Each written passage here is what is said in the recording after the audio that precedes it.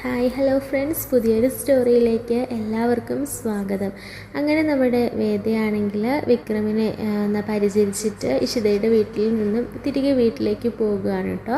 ഈ സമയത്ത് വിക്രമിന് തന്നെ കോൾ ചെയ്യാനോ അല്ലെങ്കിൽ തൻ്റെ എന്തെങ്കിലും ആവശ്യങ്ങൾക്ക് വേണ്ടിയിട്ട് ഒരു ഫോൺ കൊടുത്തിട്ടായിരിക്കും കേട്ടോ വേദ പോകുന്നത്. കാരണം വിക്രമിൻ്റെ കയ്യിലുള്ള ഫോണ് വേദ അത് ഓഫാക്കി വെക്കാൻ പറഞ്ഞിരിക്കുകയാണ്, പോലീസ് ട്രേസ് ചെയ്ത് വരാതിരിക്കാൻ വേണ്ടിയിട്ട്. അങ്ങനെ ഒരു ഫോണൊക്കെ കൊടുത്തിട്ട് വേദ തിരികെ വീട്ടിലേക്ക് പോകുകയാണ് കേട്ടോ. അങ്ങനെ വീട്ടിൽ ചെന്ന ശേഷം വേദയാണെങ്കിൽ വിക്രമിനെ വിളിച്ച് നോക്കുന്നുണ്ട്. എങ്ങനെയുണ്ട്, ഭേദമായോ, വേദനയൊക്കെ എങ്ങനെയുണ്ട്, കുറവായോ എന്നൊക്കെ അറിയാൻ വേണ്ടിയിട്ട് വേദ വിളിക്കുകയാണ് കേട്ടോ. ഈ സമയത്ത് സ്നേഹത്തോടു കൂടി തന്നെ നമ്മുടെ വിക്രം കോളൊക്കെ അറ്റൻഡ് ചെയ്ത് സുഖവിവരങ്ങൾ രണ്ടുപേരും അന്വേഷിക്കുകയാണ് കേട്ടോ. അങ്ങനെ പരസ്പരം മതിമറന്ന് സംസാരിക്കുകയാണ്, പ്രണയിതാക്കളെ പോലെ സംസാരിച്ചുകൊണ്ടേ ഇരിക്കുകയാണ് കേട്ടോ. പഴയതുപോലെയല്ല, രണ്ടുപേർക്കും സംസാരിക്കാൻ ഒരുപാട് കാര്യങ്ങളുണ്ട്. പരസ്പരം മതിമറന്ന് രണ്ടുപേരും സംസാരിക്കുന്നതൊക്കെ കാണിക്കുന്നുണ്ട് കേട്ടോ. അങ്ങനെ പ്രണയം പങ്കിടുന്ന കുറേ നല്ല നിമിഷങ്ങളൊക്കെ കാണിക്കുന്നുണ്ട് കേട്ടോ. അങ്ങനെ പിന്നീട് കാണിക്കുന്നത് ഇഷിതയോട് വേദ പറയുന്നുണ്ട്, ഇന്ന് രാത്രിയിൽ തന്നെ നീ വിക്രമിനെ ഇവിടേക്ക് എത്തിക്കണം. നീ ഗേറ്റിങ്ങിൽ വന്നിട്ട് എന്നെ വിളിച്ചാൽ മതി, ഞാൻ അപ്പോഴേക്കും അവിടെ എത്താം.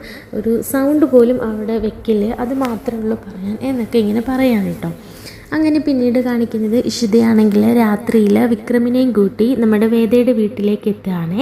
അങ്ങനെ ആരും അറിയാതെ ആരും കാണാതെ തന്നെ രാത്രിയിൽ എല്ലാവരും ഉറക്കമായി എന്ന് പൂർണ്ണ വിശ്വാസം എത്തിയപ്പോഴേക്കും നമ്മുടെ വേദയാണെങ്കിൽ വെളിയിലേക്ക് ഇറങ്ങി വന്ന് വിക്രമിനെയും കൂട്ടി ഉള്ളിലേക്ക് കയറി പോകാൻ കേട്ടോ. അപ്പോൾ വിക്രമിനാണെങ്കിൽ നടക്കാനൊന്നും പറ്റണില്ല. വിക്രമിന് നല്ല വേദനയുണ്ട് കേട്ടോ. ആ ഒരു വേദനയിലും താങ്ങി പിടിച്ച് നമ്മുടെ വിക്രമിനെയും കൂട്ടി വേദ തൻ്റെ മുറിയിലേക്ക് ചെല്ലുകയാണ് കേട്ടോ. അങ്ങനെ വിക്രമിനെ മുറിയിൽ ചെന്നതിന് ശേഷം വിക്രമിനെ നല്ല രീതിയിൽ തന്നെ പരിചരിക്കുന്നൊക്കെ ഉണ്ട് കേട്ടോ. അങ്ങനെ റൂമിൽ കിടത്തിയും വേദയുടെ കട്ടിലിൽ കയറി കിടക്കാനൊക്കെ പറയാണ്. ആ ഒരു സമയത്തൊക്കെ കാലൊന്നും നിലത്ത് പോലും കുത്താൻ പറ്റുന്നില്ല വിക്രത്തിന്, അതിന് പോലും സാധിക്കണില്ല, നല്ല പെയിനും ഉണ്ട്. അപ്പോൾ വേദയാണെങ്കിൽ ഒരു ഭാര്യ കൂടെ നിന്ന് പരിചരിക്കുന്നത് പോലെ തന്നെ നമ്മുടെ വേദയാണെങ്കിൽ എല്ലാം മറന്ന് പരിചരിക്കുകയാണ് കേട്ടോ വിക്രമിൻ്റെ കാലിൽ കുഴമ്പ് പുരട്ടി കൊടുക്കുകയും മരുന്ന് വെച്ച് കൊടുക്കുകയും തടവി കൊടുക്കുകയും ഒക്കെ ചെയ്യുന്നുണ്ട് കേട്ടോ. ഇതൊക്കെ കണ്ട് വളരെ സന്തോഷവാനായിട്ടിരിക്കുകയാണ് കേട്ടോ നമ്മുടെ വിക്രം. ആ ഒരു വേദനയൊക്കെ വേദയുടെ സ്നേഹത്തിന് മുൻപിൽ അലിഞ്ഞു പോകുന്നതായിട്ട് വിക്രമിന് തോന്നുകയാണ് കേട്ടോ. അങ്ങനെ വിക്രമാണെങ്കിലും ഒരുപാട് വേദിക്ക് നന്ദിയൊക്കെ പറയുന്നുണ്ട്. ആ ഒരു സമയത്തും പറയുന്നുണ്ട്, എടോ ഞാനിവിടെ വന്നിരിക്കുന്നത് തനിക്കിവിടെ ആപത്ത് വരുമെന്ന് എനിക്ക് തോന്നുന്നത്. എന്തായാലും ആരെങ്കിലുമൊക്കെ ഞാനിവിടെ എത്തിയിരിക്കുന്നത് എങ്ങനെയെങ്കിലുമൊക്കെ കണ്ടുപിടിച്ചിരിക്കും.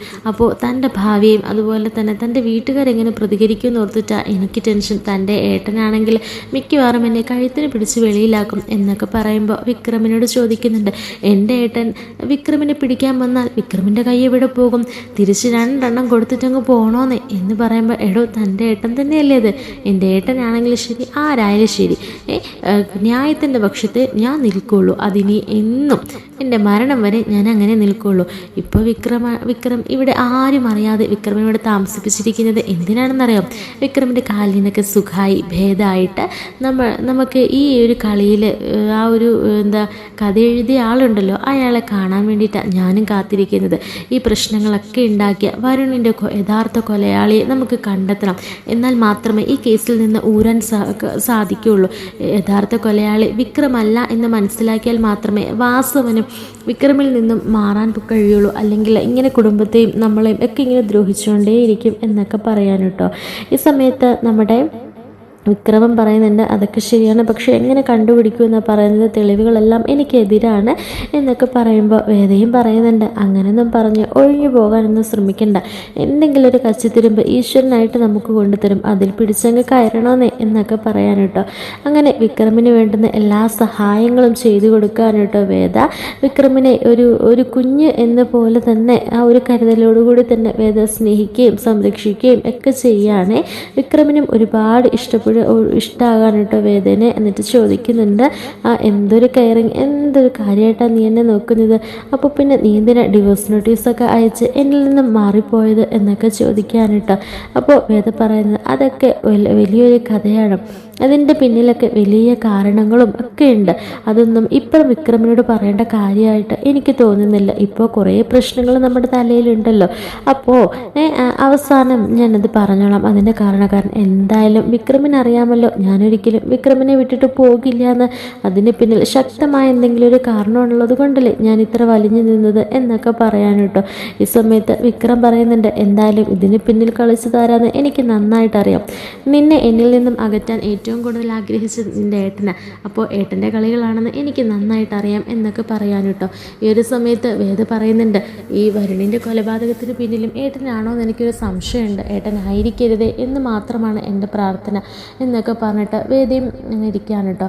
അപ്പോൾ വേദയുടെ എത്രയെന്നൊക്കെ പറഞ്ഞാലും വേദയുടെ ഏട്ടനല്ലേ ശ്രീകാന്ത്, അതുകൊണ്ട് തന്നെ ശ്രീകാന്തിൻ്റെ പേരിൽ ആ ഒരു കുറ്റം വരരുത് എന്ന് ആത്മാർത്ഥമായി തന്നെ വേദ പ്രാർത്ഥിക്കുന്നുണ്ട് കേട്ടോ. അതിനോടൊപ്പം തന്നെ ഈ ഒരു കൊലയാളിക്ക് തക്കതായ ശിക്ഷ കിട്ടണമെന്നും വേദ ദൃഢനിശ്ചയം എടുത്തിരിക്കുകയാണ്. അങ്ങനെ പിന്നീട് നമ്മുടെ വിക്രമിനോട് ചോദിക്കുന്നുണ്ട്, വിക്രമിന് ഡ്രസ്സൊന്നും ഇല്ലല്ലോ ഇനിയിപ്പോൾ എന്താ ചെയ്യുക, ആകെ ഇത് മുഷിഞ്ഞു, 2 ദിവസമായിട്ട് ഇടുന്നതല്ലേ, മരുന്നും അതുപോലെ തന്നെ എല്ലാം ഈ ഡ്രസ്സിലുണ്ട് എന്നൊക്കെ പറയുമ്പോഴത്തേക്കിനും വിക്രമൻ പറയുന്നുണ്ട്, ശരിയാ ഇനിയിപ്പോൾ എന്ത് ചെയ്യാനാ എന്നൊക്കെ പറയുമ്പോഴത്തേക്കിനും നാളത്തേക്കിന് നമുക്ക് എന്തെങ്കിലും വഴി ഉണ്ടാക്കാം, ഞാൻ പുറത്ത് പോകുമ്പോൾ കുറച്ച് ഡ്രസ്സൊക്കെ വാങ്ങിയിട്ട് വരാം, പക്ഷേ ഇന്നത്തേക്കിന് വേണമല്ലോ, അത് ശ്രീയേട്ടൻ്റെ ഒരു ടീഷർട്ട് ഇവിടെ ഇരിപ്പുണ്ട്, അത് ഞാൻ എടുത്തു തരാം, അതങ്ങ് ഇട്ടോ എന്ന് പറഞ്ഞിട്ട് ശ്രീകാന്തിൻ്റെ ഒരു ടീഷർട്ടൊക്കെ എടുത്ത് വേദ കൊടുക്കുന്നുണ്ട് കേട്ടോ നമ്മുടെ വിക്രമിന്. അങ്ങനെ ആ ടീഷർട്ടൊക്കെ എടുത്തിട്ട് ഇട്ട് വളരെ സുന്ദരക്കുട്ടപ്പനായിട്ട് വിക്രം ഇരിക്കുകയാണ്. നമ്മുടെ വേദയുടെ ബെഡിലായിരിക്കും കേട്ടോ.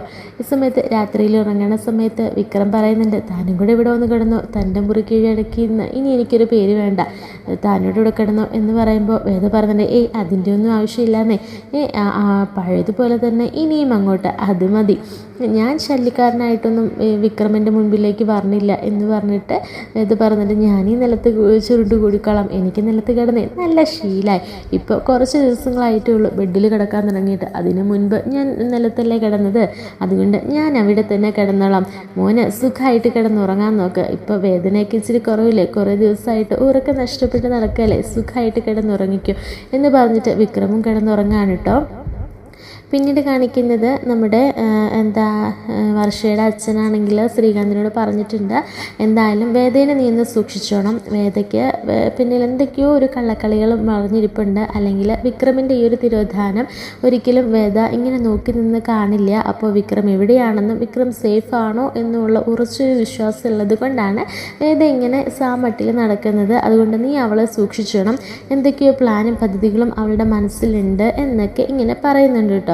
അങ്ങനെ ശ്രീകാന്ത് ആണെങ്കിലും വളരെ ഗൗരവത്തോടുകൂടി തന്നെ ആ കാര്യം എടുക്കുകയാണ്. അങ്ങനെ നമ്മുടെ വേദനെ ഫോളോ ചെയ്യുകയും ഒക്കെ ചെയ്യുന്നുണ്ട് കേട്ടോ. അപ്പോൾ ശ്രീകാന്തിന് സംശയമുണ്ട്, വേദയുടെ റൂമിലെങ്ങാനും ഇനി വിക്രമുണ്ടോ എന്നൊക്കെയുള്ളൊരു സംശയം ശ്രീകാന്തിൻ്റെ മനസ്സിൽ ഉദിക്കുന്നുണ്ട് കേട്ടോ. അങ്ങനെ ശ്രീകാന്ത് ആണെങ്കിൽ വർഷയോട് പറയുന്നുണ്ട്, എപ്പോഴും നീ വേദയുടെ റൂമും വാച്ച് ചെയ്തോണം, വിക്രമങ്ങാണം ഇവിടെ വരാൻ സാധ്യതയുണ്ട് എന്നൊക്കെ പറയാൻ കേട്ടോ. അങ്ങനെ ദീപ്തിയോടും ചെന്ന് വയ്ക്കും. ദീപ്തി പറഞ്ഞിട്ട്, ഞാൻ ആരെയും കണ്ടില്ല, അല്ലെങ്കിൽ തന്നെ വേദേച്ചി എന്തിനാണ് വിക്രം ചേട്ടനെ ഇവിടെ കൊണ്ടുവന്ന് ഒളിപ്പിക്കുന്നത്, വേദേച്ചിക്ക് വട്ടാണോ, അത്രയ്ക്ക് ബുദ്ധിയില്ല വേദേച്ചിക്ക് എന്നൊക്കെ ചോദിക്കുകയും ചെയ്യുന്നുണ്ട് കേട്ടോ. പക്ഷേ ആ ഒരു ചോദ്യങ്ങൾക്ക് പ്രസക്തി ഉണ്ടോ എന്നുള്ള കാര്യം നമ്മുടെ ശ്രീകാന്ത് ചിന്തിക്കുന്നുണ്ട്. എന്നിട്ട് ശ്രീകാന്ത് ആണെങ്കിൽ പിറ്റേ ദിവസം തന്നെ രാവിലെ വേദയോട് ചോദിക്കുന്നുണ്ട്, നീ ഇന്നലെ എവിടെ പോയതായിരുന്നു, ഒരു ടാക്സിയൊക്കെ വിളിച്ച് പോകുന്ന കണ്ടല്ലോ, നീ പിന്നെ എന്തിനാ നിൻ്റെ കാർ ഇവിടെ വാഷ് ചെയ്തത് എന്നൊക്കെ ചോദിക്കുമ്പോൾ, അത് പിന്നെ എനിക്ക് കാർ വാഷ് ചെയ്യണമെന്ന് തോന്നി, ഞാൻ വാഷ് ചെയ്തു, പിന്നീട് എനിക്ക് കാറിൽ പോകണ്ടെന്ന് തോന്നി, അതുകൊണ്ട് ഞാൻ ടാക്സി വിളിച്ചു, ഇപ്പോൾ ഏട്ടൻ എന്താ അറിയേണ്ടത്, ഏട്ടൻ എന്താ പ്രശ്നം എന്ന് ചോദിക്കുമ്പോൾ, അല്ലേലും നിന്നോടൊന്നും പറയാൻ പറ്റില്ലല്ലോ, നീ തലേ കയറി മുളകരയ്ക്കത്തില്ലേ, നിന്നോട് ഞാനൊന്നും പറയാൻ പറഞ്ഞില്ല, പിന്നെ വിക്രമിനെ കുറിച്ച് എന്തെങ്കിലും അറിവ് കിട്ടിയോ, നീ അവൻ്റെ ഉത്തമയായ ഭാര്യയല്ലേ, അങ്ങനെ അവനെ കാണാതാകുമ്പോൾ നിൻ്റെ മുഖത്തൊരു സങ്കടം പോലും ഇല്ലാതിരിക്കേണ്ടതല്ലല്ലോ, അപ്പോൾ നിനക്കറിയാം അവൻ എവിടെയാണെന്നും ഒക്കെയുള്ള കാര്യങ്ങൾ നിനക്കറിയാം എന്ന് പറയുമ്പോഴത്തേക്കിനും വേദ പറയുന്നുണ്ട്, ഇതാ പറയുന്നത് ഏട്ടനും അനിയത്തിയും തമ്മിലുള്ള ബോണ്ടിങ്ങിന് എത്ര കൃത്യമായിട്ടാണ് കറക്റ്റായിട്ടാണ് കാര്യങ്ങൾ പറഞ്ഞത്, എനിക്കറിയാം എൻ്റെ വിക്രു എവിടെയാണെന്നുള്ള കാര്യം, അതുകൊണ്ടല്ലേ ഞാനിങ്ങനെ നിൽക്കുന്നത്, പിന്നെ അവനെ ഒളിപ്പിച്ചിരിക്കുന്നത് ഞാൻ തന്നെയാണ്, ഇപ്പോൾ ഏട്ടൻ്റെ സമാധാനമായില്ലേ, ഈ കാര്യങ്ങളൊക്കെ അല്ലേ ഏട്ടൻ അറിയാൻ ശ്രമിച്ചത് എന്നൊക്കെ പറയാൻ കേട്ടോ. ഈ സമയത്ത് ശ്രീകാന്ത് പറയുന്നുണ്ട്, എൻ്റെ വേദ ഇതൊന്നും ഒരു കുട്ടിക്കളയല്ല, നിന്നോട് ഞാൻ പറഞ്ഞല്ലോ ആ വിക്രമിനെ ഞാൻ അംഗീകരിക്കാത്തത് വേറൊന്നും കൊണ്ടല്ല, അവൻ്റെ ഫാമിലി ബാക്ക്ഗ്രൗണ്ടേ ശരിയല്ല, അവൻ കുഞ്ഞുനാൾ മുതൽ ഒരു കള്ളനും ദുഷ്ടനും ഒരു ഗുണ്ടയുമാണ്, അവനെ സ്നേഹിക്കാനേ എൻ്റെ പെങ്ങൾക്ക് കഴിഞ്ഞുള്ളൂ എന്നൊക്കെ ചോദിക്കാൻ കേട്ടോ. ഒരു ആക്സിഡൻറ്റിലൂടെയാണ് നിങ്ങളുടെ വിവാഹം കഴിഞ്ഞത് എന്നുള്ളതൊക്കെ ശരി തന്നെയാണ് എന്ന് പറഞ്ഞിട്ട് ജീവിതകാലം മുഴുവൻ അവിടെ ഇങ്ങനെ കടിച്ചു തൂങ്ങി നിൽക്കണമെന്നില്ല, ഇപ്പം തന്നെ കണ്ടോ അവൻ എന്ത് കണ്ടിട്ടാണ് അവൻ ആ പാവത്തിനെ കൊഞ്ഞത്. ആ വരുണാണെങ്കിൽ നല്ല മനുഷ്യനായിട്ട് പുതിയൊരു ജീവിതത്തിലേക്ക് തിരിച്ചു വരാൻ ഒരുങ്ങിയ ഒരു പയ്യനല്ലേ, എന്നിട്ട് ആ പയ്യനെ കൊന്നതുകൊണ്ട് അവൻ എന്ത് നേട്ടമാണ് കിട്ടിയത്. അതാണ് ഞാൻ പറയുന്നത്, അവനൊരു രാഷ്ട്രീയക്കാരൻ കൂടിയാണ്. അതുകൊണ്ടാണ് ഞാൻ പറഞ്ഞത് അവൻ ഇങ്ങനെ അമിതമായിട്ട് വിശ്വസിക്കില്ലെന്ന്, പിന്നെ നാളെ നിൻ്റെ ജീവനും കൂടി ഇല്ലാതാകും എന്നൊക്കെ പറയാൻ കേട്ടോ. ഈ സമയത്ത് വേദ തക്ക മറുപടി പറയുമല്ലോ, കാരണം തൻ്റെ ഭർത്താവിനെ കുറിച്ചാണല്ലോ വാദോരാതെ ഇങ്ങനെ ശ്രീകാന്ത് പറഞ്ഞുകൊണ്ടിരുന്നത്, അതുകൊണ്ട് തന്നെ തിരിച്ചും തക്ക മറുപടി കൊടുക്കണമല്ലോ. അപ്പോൾ വേദ പറയുന്നുണ്ട്, എൻ്റെ പുന്നാര ആങ്ങളെക്കാട്ടിലും ഞാൻ 100% വിശ്വസിക്കുന്നത് ഇപ്പം നിങ്ങൾ പറഞ്ഞ ആ ഗുണ്ടയും തെമ്മാടിയും ഒക്കെ ആയ ആ വിക്രമിനെയാണ്.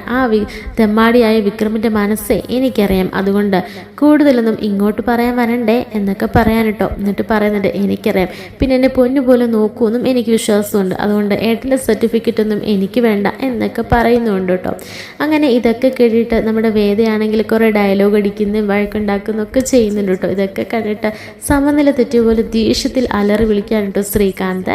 എന്നിട്ട് വാസുവിനോട് പറഞ്ഞിട്ട് അവൻ എവിടെയായാലും കണ്ടുപിടിച്ചിരിക്കണം, എന്നിട്ട് അവനെ തീർത്തിരിക്കണം, എന്ത് പ്രശ്നം വന്നാലും ഞാനും കൂടെ കാണും എന്നൊക്കെ പറഞ്ഞിട്ട് വാസുവിനെ എരിപിരി കയറ്റുന്നുണ്ട് കേട്ടോ. അങ്ങനെ വാസുവിനാണെങ്കിലും വീട്ടിലേക്കൊക്കെ വന്ന് പേടിപ്പിക്കുന്നൊക്കെ ഉണ്ടല്ലോ. ആ സമയത്ത് കമലാമ്മയാണെങ്കിലും തലചുറ്റി വീഴുകയൊക്കെ ചെയ്യാണ്. അങ്ങനെ എല്ലാവരും കൂടെ കമലാമ്മേനെ ഹോസ്പിറ്റലിലേക്കൊക്കെ കൊണ്ടുപോവാണ്. ഈ ഒരു സമയത്ത് നമ്മുടെ വിക്രമാണെങ്കിൽ ഈ കാര്യങ്ങളൊക്കെ അറിയുന്നുണ്ട് കേട്ടോ. വാസുവൻ വീട്ടിൽ വന്നതും ഭീഷണിപ്പെടുത്തിയതും അങ്ങനെ കമലാമ്മയ്ക്ക് തലചുറ്റിൽ വന്നതുമായ കാര്യങ്ങളെല്ലാം തന്നെ അറിയാൻ കേട്ടോ. ഈ സമയത്ത് വിക്രമാണെങ്കിൽ അവനെ ശരിയാക്കുന്നുണ്ട്, അവൻ്റെ അഹങ്കാരം ഞാൻ ഇന്നത്തോടെ തീർക്കും എന്നൊക്കെ പറഞ്ഞിട്ട് അലറി വിളിച്ചു വരുമ്പോൾ വേദ പറയുന്നുണ്ട്, ഇപ്പം ഒരു പ്രശ്നമൊന്ന് ആറി തണുത്തിട്ട് പോലില്ല, അതിനു മുൻപ് അടുത്ത പ്രശ്നത്തിന് പോകുകയാണോ, എല്ലാത്തിനും ഒരു വഴി ഉണ്ടാക്കാം, വിക്രമാണ് വരുണിനെ കൊന്നതെന്നൊരു വിശ്വാസത്തിലാണല്ലോ ആ വാസുവിന് ഇരിക്കുന്നത്, അതുകൊണ്ടാണ് ഇങ്ങനെയൊക്കെ ചെയ്യുന്നത്. ആ ഒരു വിശ്വാസം തെറ്റിയാൽ പിന്നെ കാര്യങ്ങളൊക്കെ എളുപ്പമാകും, അതുകൊണ്ട് ഒന്ന് സമാധാനപ്പെടുക എന്നൊക്കെ പറഞ്ഞിട്ട് ആശ്വസിപ്പിക്കുന്നുണ്ട് കേട്ടോ നമ്മുടെ വിക്രമിനെ. അങ്ങനെ പിന്നീട് കാണിക്കുന്നത് വിക്രമാണെങ്കിൽ കമലാമ്മ ഹോസ്പിറ്റലിലായ കാര്യം അറിഞ്ഞിട്ട് മുഖമൊക്കെ മറച്ചിട്ട് അങ്ങനെ ഇറങ്ങുകയാണ് കേട്ടോ. അങ്ങനെ ഹോസ്പിറ്റലിൽ ചെന്ന് ആരും അറിയാതെ കമലാമ്മേനെ ഒരു നോക്ക് കാണുകയാണ് കേട്ടോ. കമലാമ്മയുടെ അവസ്ഥ കണ്ട് ആകെ കണ്ണുനീർ തുള്ളി പൊഴിച്ച് നിൽക്കാൻ കേട്ടോ നമ്മുടെ വിക്രം. പിന്നീട് കാണിക്കുന്നതാണെങ്കിൽ വിക്രമാണെങ്കിൽ ഒരു പ്രതികാരദാഹിയായിട്ടായിരിക്കും കേട്ടോ അവിടെ നിന്നും വേദയുടെ വീട്ടിൽ നിന്നും ഇറങ്ങിയിരിക്കുന്നത്. അങ്ങനെ നമ്മുടെ SIനെ ആണെങ്കിലും ശരിപ്പെടുത്തുന്നുണ്ട്. SI ആണല്ലോ ഇതിനെല്ലാം ചുക്കാൻ പിടിച്ചത്, അതുകൊണ്ട് തന്നെ വഴിയിൽ വെച്ച് SIനെ കാണുമ്പോൾ SIയുടെ കാല് പിടിച്ച് ഒടിക്കുകയും SIനെ പഞ്ഞിക്കിടുകയൊക്കെ ചെയ്യുന്നുണ്ട് കേട്ടോ. അപ്പോൾ മുഖം മറച്ചതിനാൽ നമ്മുടെ SIക്ക് ആളാരെന്ന് വ്യക്തമല്ല, എങ്കിലും SIക്ക് അറിയാം ഇത് വിക്രം തന്നെയാണ്. പക്ഷെ ഒരു തെളിവുകളും അവശേഷിക്കുന്നില്ലാത്തത് കൊണ്ട് തന്നെ ഒരു കാര്യമില്ലെന്ന് മനസ്സിലാക്കുകയാണ് കേട്ടോ SI. അങ്ങനെ SIക്ക് നല്ല തക്ക മറുപടികൾ കൊടുക്കുകയാണ്. പിറ്റേ ദിവസം രാവിലെ തന്നെ ശ്രീകാന്ത് ഈ കാര്യങ്ങൾ അറിയുന്നുണ്ട് കേട്ടോ. അങ്ങനെ SIനെ ആരോ വകവരുത്താൻ ശ്രമിച്ചു എന്നും തല്ലി ചതച്ചിട്ടേക്കുവാണെന്നും ഒക്കെ മനസ്സിലാക്കുന്ന ശ്രീകാന്ത് ആണെങ്കിൽ ആകെ ഒന്ന് ഭയക്കുന്നുണ്ട് കേട്ടോ. ഇതൊക്കെ വിക്രമിൻ്റെ കളികളായിരിക്കും എന്നൊക്കെ പറയാണ്. അങ്ങനെ വാസുവിനെ വിളിച്ച് കാര്യങ്ങൾ വള്ളിപുള്ളി തെറ്റാതെ അറിയിക്കാണ് കേട്ടോ. വാസുവൻ എന്ത് വന്നാലും ഏത് വന്നാലും എൻ്റെ മകനെ തീർത്തവൻ്റെ അന്ത്യം കാണാതെ ഞാൻ ഇനി ഒന്നും ചെയ്യില്ല, അല്ലെങ്കിൽ എനിക്കത് സഹിക്കാൻ പറ്റില്ല എന്നൊക്കെ പറഞ്ഞ് നിൽക്കുന്ന നമ്മുടെ വാസുവിനെയും കാണിക്കുന്നുണ്ട് കേട്ടോ. വാസുവിൻ്റെ ഭാഗത്ത് യാതൊരു തെറ്റുമില്ല.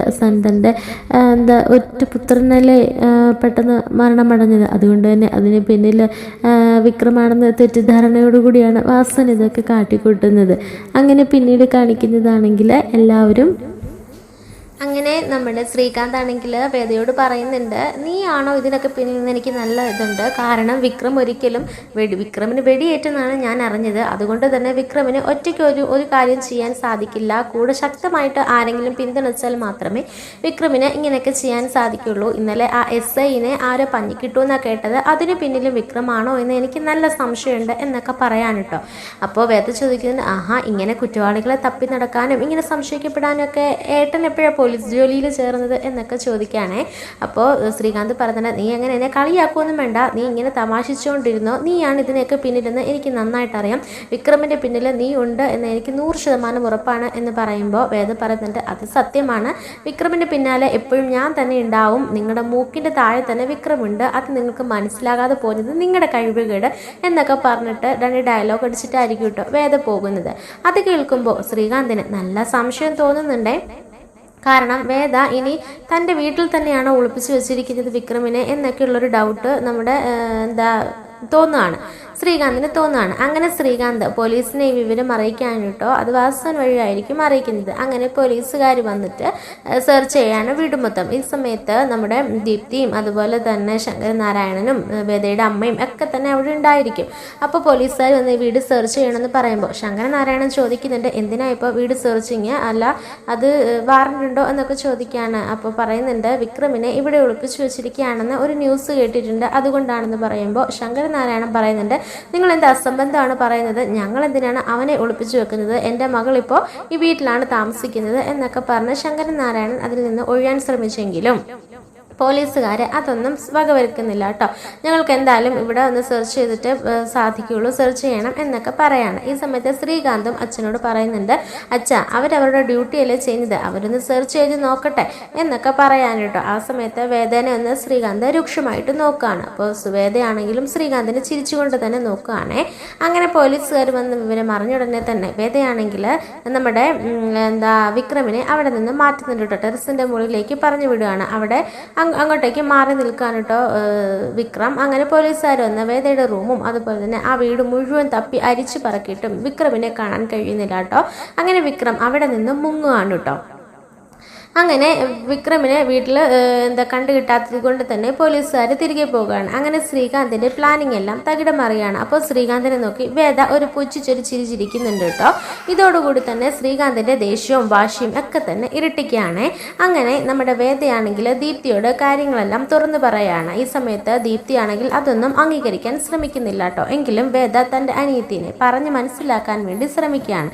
അപ്പോൾ ദീപ്തി പറയുന്നുണ്ട്, ഈ വരുടിനെ കൊന്നത് ആരാണെന്ന് എനിക്ക് അറിയണം, അതിനു വേണ്ടിയിട്ട് ചേച്ചിയുടെ കൂട്ടത്തിൽ ഞാൻ തന്നെ ഉണ്ടാവും, അതിന് വിക്രമാണോ മറ്റാരെങ്കിലുമാണോ, അതിൽ നമ്മുടെ ഏട്ടന് പങ്കുണ്ടോ എന്നൊക്കെ എനിക്കറിയണം, അതാരായാലും അവരെ ഞാൻ വെറുതെ വിടില്ല എന്നും ദീപ്തി പറയാൻ കേട്ടോ. അങ്ങനെ വേദയുടെ ഒപ്പം തന്നെ ദീപ്തി എല്ലാ കാര്യങ്ങൾക്കും കൂട്ടു നിൽക്കുകയാണ്. അപ്പോൾ വേദ പറയുന്നുണ്ട്, വിക്രം ഇവിടെ ഉണ്ടായിരുന്നു എന്നുള്ള കാര്യങ്ങളും ഒക്കെ തന്നെ വേദ ദീപ്തിയോട് പറയാണ്. ആ സമയത്ത് ദീപ്തി പറയുന്നുണ്ട്, ശ്രീയേട്ടന് നല്ല സംശയമുണ്ടായിരുന്നു, ശ്രീയേട്ടൻ എന്നോട് ചോദിച്ചു ഇവിടേക്ക് ആരെങ്കിലും വരുന്നതോ പോകുന്നതോ ഒക്കെ ആയിട്ട് കണ്ടിട്ടുണ്ടോ എന്നൊക്കെ ചോദിച്ചായിരുന്നു. ഇപ്പോൾ ശ്രീയേട്ടൻ തന്നെയായിരിക്കും പോലീസുകാരെ ഇങ്ങോട്ടേക്ക് കൊണ്ടുവന്നതും എന്നൊക്കെ പറയാണ്. അങ്ങനെ പിന്നീട് കാണിക്കുന്നതാണെങ്കിൽ വേദ തെളിവ് ശേഖരണങ്ങൾ നടത്തുകയാണ് കേട്ടോ. അങ്ങനെ അവസാനം ശ്രീകാന്ത് ഇതിന് പിന്നിലുണ്ട് എന്നുള്ള കാര്യം 100% ഉറപ്പിക്കാൻ കേട്ടോ. അത് ദീപ്തിയോടും പറയുന്നുണ്ട്. അങ്ങനെ ദീപ്തി അലമുറയിട്ട് കരയുന്നുണ്ട് കേട്ടോ. തൻ്റെ ഏട്ടനാണ് തൻ്റെ പാതിനെ കൊന്നത് എന്ന് വിശ്വസിക്കാനാവാതെ ദീപ്തി അലമുറയിട്ട് കരയാണ്. അങ്ങനെ അവസാനം ദീപ്തി ആണെങ്കിൽ വരുണുമായിട്ടുള്ള ഓരോരോ നല്ല നിമിഷങ്ങൾ ഇങ്ങനെ ഓർത്തുകൊണ്ടിരിക്കുകയാണ് കേട്ടോ. അങ്ങനെ ദീപ്തി തീരുമാനിക്കുകയാണ്, ആ ഒരു പാവം മനുഷ്യനെ കൊന്ന ഏട്ടൻ അതിന് തക്കതായ ശിക്ഷ അനുഭവിച്ചിരിക്കണമെന്ന് വേദയോട് പറയുമ്പോൾ വേദയും പറയുന്നുണ്ട്, അതങ്ങനെ തന്നെ ആയിരിക്കും മോളെ, ഏട്ടൻ ഇതിന് പിന്നിൽ പ്രവർത്തിച്ചിട്ടുള്ളത് കൊണ്ട് തന്നെ ഏട്ടൻ അതിൻ്റെ ഫലം അനുഭവിക്കുക തന്നെ വേണം, അങ്ങനെ നമ്മുടെ ഏട്ടനായതുകൊണ്ട് തെറ്റല്ലാതാവുന്നില്ലല്ലോ എന്നൊക്കെ പറയാണ്. അങ്ങനെ വാസവനെ വിളിച്ച് ഈ കാര്യങ്ങളൊക്കെ തന്നെ ദീപ്തിയായിരിക്കും നേരിട്ട് അറിയിക്കുന്നത്. അങ്ങനെ വാസവൻ ഇതറിഞ്ഞിട്ട് വിശ്വസിക്കാനാവാതെ ആദ്യം ഒരു നിമിഷം സ്തംഭിച്ച് നിൽക്കാനിട്ടോ. എന്നിട്ട് ദീപ്തി പറയുന്നുണ്ട്, ഞാൻ ഏട്ടൻ്റെ പെങ്ങളാണ്, എങ്കിൽ കൂടി ഞാൻ കാര്യങ്ങൾ പറയുന്നത് മറ്റൊന്നും കൊണ്ടല്ല, ആ വിക്രമിനെ ഇനി വേട്ടയാടരുത്, വിക്രം ചേട്ടൻ ഒന്നും തന്നെ ചെയ്തിട്ടില്ല, ഏട്ടനാണ് ഇതിനെല്ലാം പിന്നിൽ പ്രവർത്തിച്ചിരിക്കുന്നത് എന്നൊക്കെ പറയാൻ കേട്ടോ. പക്ഷേ എൻ്റെ ഏട്ടനെ നിയമത്തിൻ്റെ മുന്നിൽ കൊണ്ടുവരണമെന്നാണ് ഞങ്ങൾ ആഗ്രഹിക്കുന്നത്, അതുകൊണ്ട് തന്നെ ഇനി ഈ പ്രതികാരദാഹ്യവുമായിട്ട് നടക്കരുത്, വരുൺ ഒരു തെറ്റും ചെയ്തിട്ടില്ല, വരുൺ എന്നും അച്ഛനെ സ്നേഹിച്ചിട്ടും ബഹുമാനിച്ചിട്ടുള്ളൂ എന്നൊക്കെ പറയാൻ കേട്ടോ. ആ ഒരു വാക്കുകളിലൊന്നും തന്നെ വാസവൻ ഒതുങ്ങുന്നില്ല കേട്ടോ. തൻ്റെ മകനെ കൊന്ന കൊലയാളീനെ തൻ്റെ കൈകൊണ്ട് തന്നെ തീർക്കണമെന്ന വാസവൻ്റെ ആ ഒരു ഉറപ്പ് വാസവൻ അങ്ങ് സാക്ഷാത്കരിക്കാൻ വേണ്ടി ശ്രമിക്കാൻ കേട്ടോ. അങ്ങനെ നമ്മുടെ ശ്രീകാന്ത് പറഞ്ഞിട്ടായിരിക്കുമല്ലോ വാസുവിൻ്റെ മകനെ ആ ഒരാൾ കൊന്നത്. അതുകൊണ്ട് തന്നെ ശ്രീകാന്തിനെ വകവരുത്താൻ വാസുവൻ തീരുമാനിക്കാനുണ്ടോ. അങ്ങനെ ശ്രീകാന്തിനെ വിളിച്ചു വരുത്തുന്നുണ്ട് കേട്ടോ വാസുവൻ. ഈ സമയത്ത് വാസുവനാണെങ്കിൽ ഒരു കത്തിയും കയ്യിൽ കരുതിയിട്ടുണ്ടായിരിക്കേ. അപ്പോൾ ശ്രീകാന്ത് പറയുന്നുണ്ട്, എന്താ സാർ വിളിച്ചത്? വിക്രമിനെ എവിടെയെങ്കിലും കണ്ടുപിടിച്ചോ, അവനെ വകവരുത്തുക തന്നെ വേണം, എന്നാലേ എൻ്റെ പെങ്ങളുടെ ജീവിതം രക്ഷപ്പെടുകയുള്ളൂ. സാറിൻ്റെ മകൻ്റെ ജീവിതവും അവൻ നശിപ്പിച്ചു. ഇനി ഒരാളുടെ ജീവിതം നശിപ്പിക്കാൻ അവൻ ഈ ഭൂമി ലോകത്ത് ഉണ്ടാവരുത്. സാറിൻ്റെ കൈകൊണ്ട് തന്നെ അവൻ ചാകണം, എന്നാലേ വരുണിൻ്റെ ആത്മാവിന് ശാന്തി ലഭിക്കുകയുള്ളൂ എന്നൊക്കെ പറയുമ്പോൾ വാസുവൻ പറയുന്നുണ്ട്, അത് സത്യമാണ് താൻ പറഞ്ഞത്. എൻ്റെ കൈകൊണ്ട് തന്നെ എൻ്റെ മകനെ കൊന്നവൻ തീരണം, എന്നാലേ എൻ്റെ മകൻ്റെ ആത്മാവിന് ആത്മശാന്തി ലഭിക്കുകയുള്ളൂ എന്ന് പറഞ്ഞിട്ട് നമ്മുടെ ശ്രീകാന്തിൻ്റെ വയറ്റിലേക്ക് ഒരു ആഞ്ഞൊരു കുത്തുകയാണ് കേട്ടോ.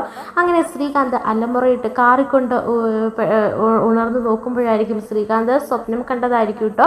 പക്ഷേ ദീപ്തി ഈ കാര്യങ്ങളൊക്കെ തന്നെ അറിഞ്ഞിട്ടുണ്ടായിരിക്കും. പക്ഷെ ദീപ്തി ഇത് വാസുവിനോടൊന്നും പറയാൻ നിന്നിട്ടില്ല. എങ്കിലും ശ്രീകാന്തിന് നല്ല ഭയമുണ്ടാകുകയാണ്. കാരണം ഇനി ദീപ്തി എങ്ങാനും പറഞ്ഞ് വാസുവൻ ഈ സത്യങ്ങളൊക്കെ അറിഞ്ഞിരുന്നെങ്കിൽ തന്നെ തീർക്കുമെന്നൊരു ഭയം നമ്മുടെ ശ്രീകാന്തിൻ്റെ മനസ്സിൽ ഉടലെടുക്കുകയാണ് കേട്ടോ.